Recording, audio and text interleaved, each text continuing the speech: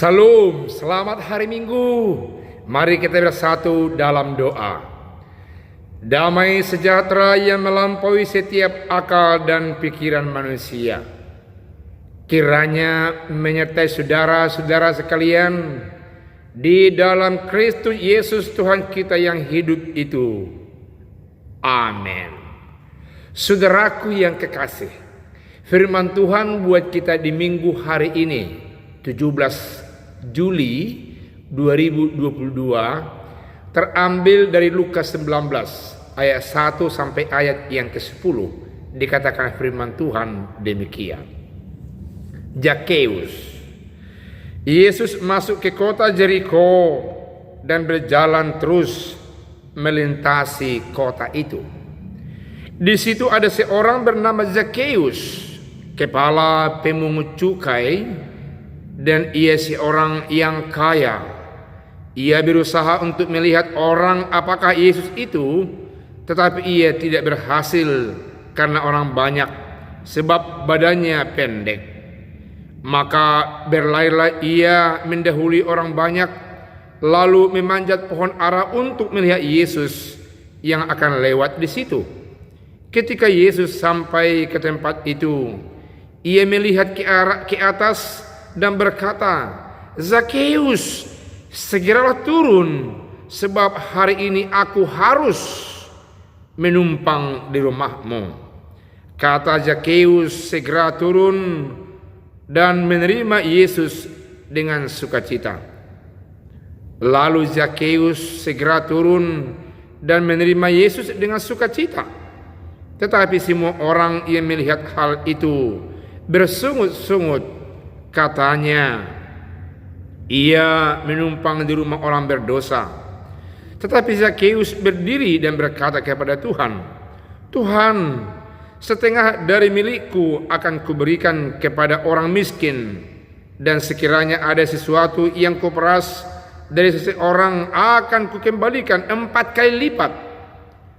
Kata Yesus kepadanya, "Hari ini telah terjadi keselamatan kepada rumahmu ini, karena orang ini pun anak Abraham, sebab anak manusia datang untuk mencari dan menyelamatkan yang hilang." Demikian firman Tuhan. Saudaraku yang kekasih, untuk mengupas dan memahami firman Tuhan ini, ada baiknya kita untuk mengenal dekat Zakheus dan sekaligus untuk memahami kota Jeriko. Jeriko itu dulu pada kesempatan firman Tuhan ini berlangsung terjadi. Jeriko adalah menjadi sentral, titik poin atau titik checkpoint orang-orang yang lalu lalang yang dari Israel masuk ke Palestina. Di sana tempatnya orang harus membayar pajak masuk dan keluar ke daerah itu sendiri. Oleh karena itu banyak orang-orang yang terlibat di dalamnya. Pemerintah tidak mau repot dengan checkpoint atau pembayaran biaya cek masuk itu, biaya cukai itu. Pemerintah menswastakan pekerjaan itu. Pemerintah melibatkan pengusaha-pengusaha besar, pengusaha kecil, pengusaha sederhana, dan tidak mau repot untuk membayar segala sesuatu yang terlibat dengan pembayaran biaya cukai itu. Oleh karena itu amat banyak dan amat subur di Jeriko kelompok-kelompok orang swasta yang mengurusi soal biaya masuk, biaya cukai, baik yang mau ke Palestina, baik yang mau ke Kanaan atau ke Yerusalem. Saudaraku yang kekasih, di sisi lain bahwa Jeriko itu adalah tempat orang-orang yang disebut dengan suku-suku Lewi, imam-imam. Di sana banyak orang bermukim, pemimpin-pemimpin agama Yahudi, orang-orang Farisi. Jadi justru di tempat yang berpeluang untuk memperoleh laba, karena ada mungkin peluang berbuat jahat, memeras orang yang lewat. Tapi di sana juga banyak orang-orang yang mengurusi iman rohani orang-orang Yahudi. Saudaraku yang kekasih, bahwasanya Ketika itu Zakheus adalah menjadi pemimpin atau kepala dari orang-orang yang diswastakan, orang-orang pemungut cukai ini. Orang kaya seperti Zakheus banyak sebenarnya. Orang yang distigma, orang yang berdosa, orang oleh karena faktor politik, faktor ekonomi, faktor budaya yang disingkirkan di hati orang, yang distigma tidak mau dan tidak masuk menjadi kelompok orang yang baik-baik, banyak sebenarnya. Dan termasuk pemimpinnya adalah Zakheus yang disingkirkan di hati orang-orang secara umum. Namun demikian saudaraku yang kekasih, bahwa Zakheus adalah orang yang sekaligus ingin melihat bagaimana sosok Yesus, Nabi yang dikabarkan tidak alergi dengan orang-orang berdosa itu. Zakheus diantara hatinya yang gelisah, tapi ada kerinduan untuk bertemu dengan Yesus. Karena dia mendengarkan bahwasanya tindak tanduk Yesus dekat dan mau bersama-sama dengan orang-orang yang berdosa seperti dia. Karena itu ketika dia mendengarkan bahwasanya Yesus ada di kota Jeriko, dia berupaya untuk menemui Yesus, tapi karena badannya pendek, dia tertelan oleh kerumunan banyak orang itu. Dan dia sebagai orang pintar, pemimpin, pengusaha, swastanisasi, pemungut cukai itu, mampu mencari jalan keluar. Dia pergi agak ke kulit kota Jeriko dan mencari pohon ara yang tua, dan dia menaiki atasnya. Kapan dan bila mana Yesus akan keluar dari kota itu, akan melewati jalan itu, dan dia akan bisa melihat Yesus dari pohon ara itu. Persis terjadi hal seperti itu, Bapak Ibu yang kekasih, bahwa ketika Yesus mau pulang dari Jeriko, dia melihat bahwasanya ada orang pendek yang bertengger di atas pohon ara tua. Orang-orang lain, orang-orang yang bersama-sama dengan Yesus tertawa mengejek postur tubuh dari Zakheus yang tidak memiliki postur tubuh yang bisa berjuang, berkompetisi dengan orang lain milik Yesus, dan yang harus bertengger di atas pohon ara yang tua itu. Mereka mengolok-olokkan Zakheus. Orang-orang banyak sepertinya memperlihatkan warna suara, warna tertawa mereka, lagi sedang mengolok-olokkan orang yang dianggap rendahan secara moral karena dia orang berdosa. Orang berdosa yang sama dengan pemungut cukai itu. Lain aneh tindakan Yesus. Yesus tidak ikut dalam respon komunikasi yang mengolok-olokkan itu. Justru Yesus mengatakan, "Hai Zakheus, turunlah, aku harus menginap di rumahmu pada hari ini." Ada kata harus. Saudaraku yang kekasih, terjadilah pro kontra untuk orang yang mendengarkan. Orang-orang Farisi merasa cemburu. Para imam yang banyak rumahnya, yang baik-baik, yang indah-indah, yang patut menjadi tempat Yesus untuk bermalam, justru tidak disentuh oleh Yesus.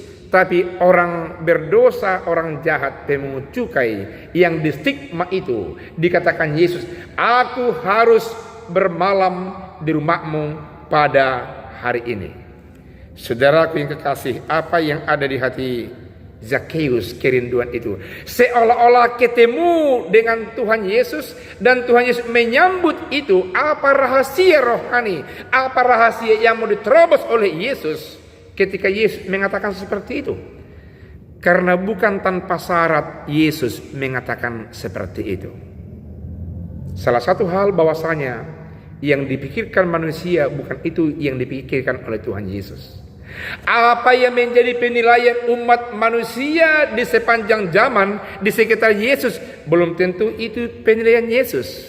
Apa yang dilihat oleh kasat mata orang belum tentu itu yang dilihat oleh Yesus. Yesus melihat kerinduan seorang Zakheus yang ingin bertemu dengan Yesus, yang mau bertobat, mau meninggalkan kebiasaan jahat yang distigma oleh orang pada saat itu. Saudaraku yang kekasih, kalau kita melihat dalam Lukas 5 ayat yang ke-30 sampai yang ke-32 jelas sekali dikatakan memang bahwa di kalangan orang-orang Yahudi kurang diperkenankan orang-orang terhormat singgah di rumah mereka pemungut-pemungut cukai. Dikatakan orang-orang Farisi dan ahli-ahli Taurat bersungut-sungut kepada murid-murid Yesus. Katanya, mengapa kamu makan dan minum bersama-sama dengan pemungut cukai dan orang berdosa? Lalu jawab Yesus kepada mereka, katanya, bukan orang sehat yang memerlukan tabib, tetapi orang sakit. Aku datang bukan untuk memanggil orang benar, tetapi orang berdosa supaya mereka bertobat. Ini yang dilihat oleh Yesus. Dan Yesus sungguh-sungguh memang datang misinya untuk mempertobatkan orang, untuk memanggil orang yang hilang seperti Zakheus. Makanya kerinduan Zakheus itu disambut oleh Yesus, dan dia masuk tepat pada sasarannya, pada waktunya, untuk melekangkan orang-orang yang merasa hebat, yang hidupnya saleh, tapi yang jelas bukan memberikan buah yang sesungguhnya dalam kehidupan sesama di antara orang-orang yang berdosa maupun yang tidak berdosa saat itu. Lalu kita melihat dalam pasal 15 ayat yang kedua sampai ayat yang keempat dikatakan, maka bersungut-sungutlah orang-orang Farisi dan ahli-ahli Taurat, katanya, ia menerima orang-orang berdosa dan makan bersama-sama dengan mereka.